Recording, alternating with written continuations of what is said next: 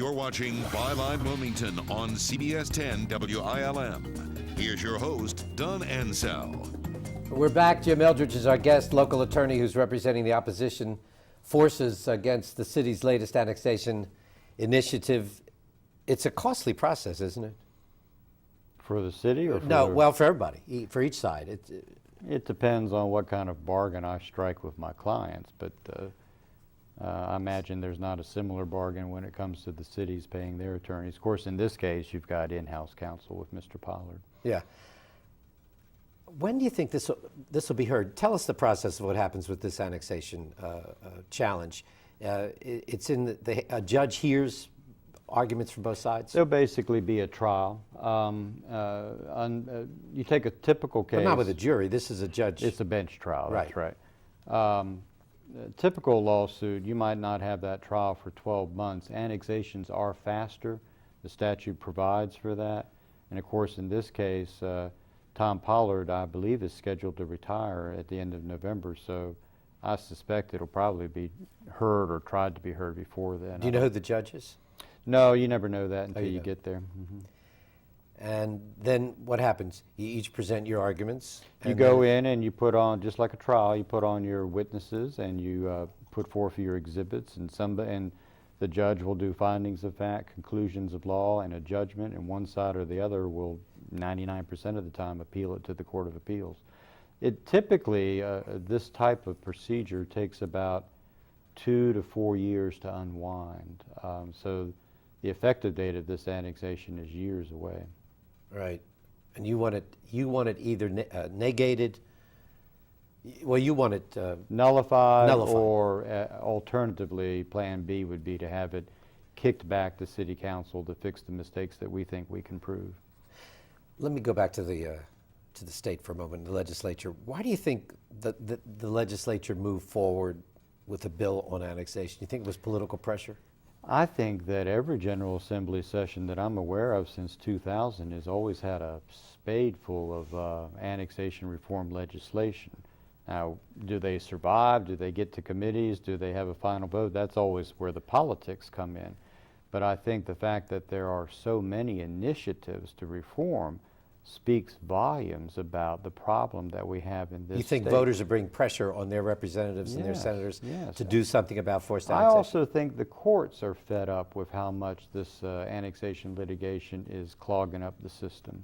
I always wonder, cities, at some point, and maybe not in our lifetime, but at some point there'll be no more land to annex. Well, that's a logical conclusion, is it not? I guess you can stop at the state line, but the powers to annex are expansive, and a lot of people don't realize this. The General Assembly gave the cities the power to annex, but the General Assemblies did not give the cities the power to de-annex. So if you want to de-annex, you've actually got to have that sponsored in Raleigh. De-annexation, it's a whole nother program, I got imagine. a nice ring to it, doesn't it? It could. I come from, I grew up in a northern area where there was no land to annex for cities. They were landlocked. And do taxes and the cost of services start to escalate at a faster rate when there is no land left to annex? I don't know the answer to that. Because I know the cities in other regions, especially where I came from. You could extrapolate if cities are annexing subdivisions to enhance the tax base because they need the revenue and then they run out of land. How else are they going to enhance their tax base if they need increased All they can do is grow in population. Or increase the tax rate. Or increase the tax rate. And the tax rates in the cities, I mean, people flee from those cities down here because the tax and cost of services are lower. I've had a wealth of annexation cases, and the one thing I hear all the time is, if I'd wanted to live in the city, I would have moved to the city. This is why I moved to the county. And now you're telling me I'm going to be in the city?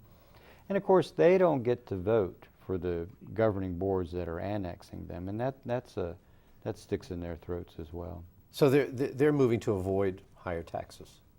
Is that fair to say? Quality of life, higher taxes, less regulation, all the things that the cities bring with them.